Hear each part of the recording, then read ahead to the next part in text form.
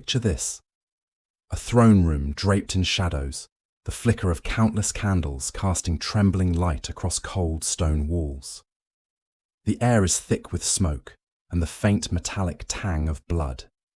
On the polished marble floor, a girl no older than 12 kneels, her small hands bound with rough, cruel rope. Across from her, a man looms, a shadow stretching like a blade, swallowing the room whole. Outside, the kingdom quivers beneath whispers of rebellion, muttered curses, and the promise of death. You hear the clank of chains, the scrape of boots on stone, and a fragile sob that refuses to be silenced. This is not triumph. This is survival and betrayal. Picture a kingdom torn by whispers, its streets shadowed by fear, its walls heavy with the scent of incense and the faint, persistent tang of decay. This was the realm into which the child queen was born, a fragile heir in a lineage stained by ambition, betrayal, and blood. Her father, a ruler once revered for his cunning, had made enemies even within the palace walls. Courtiers, generals, and advisors circled like vultures, each waiting for a crack, a misstep, a moment of weakness. Power here was not inherited, it was seized, demanded, and sometimes stolen with the swing of a sword. Her earliest memories were of corridors too long, tapestries that whispered secrets she was too young to understand, and the constant prying eyes of the court. Tutors drilled her in languages, etiquette, and statecraft, while guards lingered in shadows, their presence both protective and suffocating. She learned quickly that every glance, every misstep, could shift the tide of favor, or doom her family. The palace smelled of wax, incense, and the damp chill that seeped from the stone floors. Servants whispered behind closed doors, their murmurs carrying warnings she could never fully decode. Even her laughter, a small, fleeting rebellion, was met with sharp, reprimanding eyes. The kingdom itself was fragile. Borders were contested, allies fickle, and enemies numerous. The death of her father, some whispered murder, others an orchestrated exile, had left a yawning void in leadership. Chaos crept into the chambers of the palace, and the throne felt less like a seat of power than a precarious trap. Every noble knew that a child queen could not command armies, negotiate treaties, or enforce law. And yet, she was the rightful heir. Her bloodline, the sole claim to legitimacy. It was during these turbulent years that she first saw the man who would haunt her life, the executioner of her father, a figure cloaked in shadow and fear, revered for the cruelty he wielded with precision. The people whispered his name with both awe and terror, recounting tales of heads struck clean from shoulders, rebels made examples of, dissenters silenced with a calculated calm. Yet in his eyes there was more than duty, an obsession, a hunger, a slow-burning ambition that extended far beyond the gallows. In his presence, the girl felt the weight of destiny tighten around her like iron chains. Life in the palace was a constant study in surveillance and obedience. Even meals were lessons in power. Every bite, every cup, a reminder that she existed in a world where her choices were not her own. Every day, she learned the languages of flattery and fear. Courtiers bowed, whispered, and schemed. She memorized every glance, every half smile, every subtle tilt of the head. Playtime was rare. When she did run in the gardens, the fragrance of roses mixed with the acrid stench of waste and damp earth. It was beautiful, and it was prison.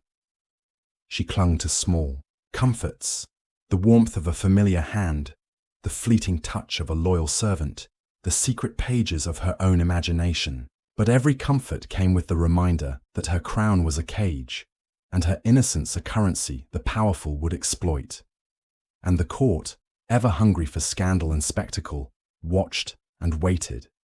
Then, in the midst of this fragile existence, The court announced the unthinkable. A hush fell over the palace as courtiers gathered in clusters, their faces masks of intrigue and concealed triumph. Her marriage was not to a prince, not to a noble ally. It was to the man who had ended her father's life, the executioner, the very embodiment of the fear that had shadowed her childhood. Could a child bear the weight of both a crown and a cage? Could she navigate the palace where every wall whispered threats and every shadow concealed danger? The first night of her marriage arrived like a storm that had been brewing in silence. Picture this. The heavy, ornate doors of her chamber creaked closed, and the flickering candlelight revealed the shadows of chains draped across the walls. The cold stone pressed against her back as she knelt, a child queen wrapped in silk that offered no comfort, no protection. Across the room, the executioner stood, a figure carved from fear itself. His eyes were calm, yet the power they wielded was absolute. Every breath she drew tasted of iron and dread. Every heartbeat thudded like a drum counting down the moments of her surrender. Isolation became her constant companion. Friends, playmates, and confidants vanished as the court enforced distance. Servants delivered meals silently, their eyes lowered, their footsteps muted against the marble floor. Forbidden rituals awaited her, cloaked in tradition and cruelty. She was instructed to kneel at precise angles, to repeat phrases she did not understand, to obey rules that felt like chains tighter than the ones on her wrists. The palace, once a space of learning and tentative curiosity, had transformed into a cage lined with gold. A sudden knock at the chamber door, and a whisper through the keyhole. "Your loyalty will be tested tonight." She flinched, unsure if the warning was for her or the guards. Fear threaded every thought. The court became a theatre of constant surveillance. Advisors, who once bowed and smiled with apparent loyalty, now plotted in shadowed corners. Their whispers slipped into her ears, rumors of betrayal, hints of assassination, reminders that even her closest allies were expendable.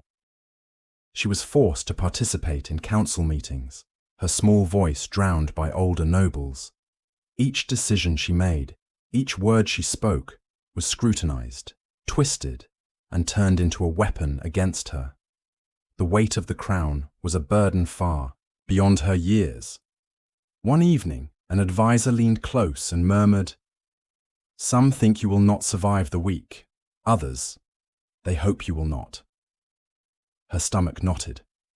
Could a child endure such calculated malice? Amid political terror, the executioner's presence was relentless. He taught her obedience through fear, enforcing lessons with a quiet, horrifying precision. There was no overt cruelty at first, no lash, no immediate pain. But the psychological weight was immense. The chains that bound her wrists became symbols of all that she could not control. Her body, her mind, her future. Every glance from him reminded her that power could be wielded as punishment. The sensory world of the palace itself became a torment. She woke to the scent of damp stone and burning candles. The metallic tang of fear lingered in the air, and the echoes of screams from the courtyard, the condemned, the rebels, travelled through the halls like grim lullabies. At night, she would lie awake, listening to the whisper of her own breathing, imagining the sharp crack of an executioner's blade as it ended someone else's life, and wondering when it might be hers. One night, the executioner whispered her name from the shadows, and she froze. "You must learn quickly." She did not know if he spoke of obedience, survival, or something darker still. Forced rituals continued, each more oppressive than the last. She was made to witness punishments for imagined crimes, to recite vows she did not understand, to endure ceremonies that blurred the line between religion and cruelty. When childbirth came, Forced as part of securing dynastic continuity, her young body was unready. Pain tore through her like fire, and yet the palace treated it as a spectacle rather than a tragedy. The cries of the child and the queen mingled with the murmurs of the court, a symphony of suffering that no one dared acknowledge. A messenger brought news of rebellion in the outer provinces. Some whispered that her life could be used as a bargaining chip. Could anyone in the palace be trusted? She did not know. Through it all, subtle acts of survival persisted. She memorized the faces of those who might protect her, mapped corridors in her mind, and whispered secrets to herself in the dark. In her solitude, she imagined escape, imagined resistance, imagined a life beyond the chains. Yet each thought carried the bitter reminder: when the hand that crowns you is the same hand that binds you, what hope remains? If you're drawn into the shadows of history like this, consider subscribing. There are more untold truths waiting in the darkness. The executioner's obsession with control was matched only by the court's hunger for spectacle. Public humiliation became routine. She was paraded in opulent garments that confined more than they adorned, forced to bow to nobles whose faces were carved with disdain, and to smile for a populace that expected grace from a child who had never been allowed innocence. Every ceremony, every public appearance, was a reminder that her crown was not protection. It was a spotlight for suffering. Late one night, servants whispered of a plot to remove her entirely, replacing her with a puppet ruler. The palace held its breath, the walls themselves seeming to lean in, listening. In the darkness of her chamber, surrounded by chains and whispers, she learned what it meant to survive under cruelty. The palace had become a labyrinth of fear, the court a maze of betrayal. And yet, in the quietest hours, she still clung to the fragile thread of identity. The child who had once laughed, who had once dreamed, who refused to vanish completely, even as history sought to erase her. The years that followed were a slow, suffocating descent into a life neither child nor queen had ever imagined. Some accounts suggest she survived, her body growing but her spirit fractured, carrying the weight of trauma and political manipulation. Others whisper that her death came quietly, unnoticed, erased from the official chronicles, replaced with a narrative that preserved the illusion of a stable kingdom. History, as ever, favored those in power, and the memory of her suffering was conveniently buried beneath rewritten records. Yet survival took subtle, quiet forms. Secret correspondence passed between loyal servants and distant allies, hidden beneath the folds of secrecy. She navigated the treacherous court with careful precision, forging alliances invisible to the executioner's watchful eyes. In private moments, she whispered her thoughts, her fears, and her defiance. Sometimes it was a message concealed in a scroll, sometimes a glance exchanged across the hall. Small acts of resistance became lifelines, proof that even under relentless cruelty, she had not been completely extinguished. Rumors spread of a hidden heir, born in secrecy, whose existence could one day threaten the very throne that had chained her. Would this child carry the weight of her legacy, or become another pawn in a cycle of betrayal? The kingdom itself bore the scars of her treatment. Rebellion simmered in the provinces, unrest fueled by stories of a queen too young to command, yet forced into obedience and spectacle. Courtiers exploited her vulnerability to cement power for themselves. Borders shifted, treaties fractured, and civil war loomed. Each act of cruelty against the child queen rippled outward, destabilizing dynasties and shaking alliances, leaving the people questioning the morality of their rulers.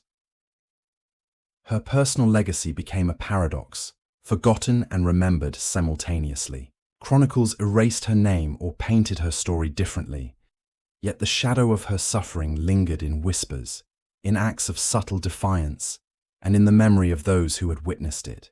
Though history may forget her face, the kingdom never forgot the shadow of her suffering.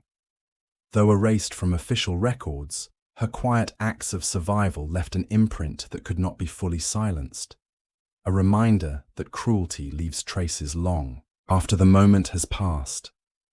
Imagine a throne, once a symbol of power and glory, standing empty, its history marred by cruelty and injustice. What does it mean when power can strip a child of her humanity, bending innocence into obedience? How do we reconcile the grandeur of kingdoms with the suffering hidden behind gilded walls? Her story reminds us that history is written by those who hold authority, often erasing the voices of the most vulnerable. Yet even in erasure, resilience persists. The child queen, whether surviving or lost to time, embodies the quiet courage that endures in the face of systemic cruelty. Her life is a testament to endurance, to the ways in which spirit can persist, even under the weight of oppression. If power can strip a child of her humanity, what responsibility do we bear today to ensure history does not repeat itself? Her story challenges us to remember the unseen, to honor those erased by time, and to confront the cost of unchecked authority in any age.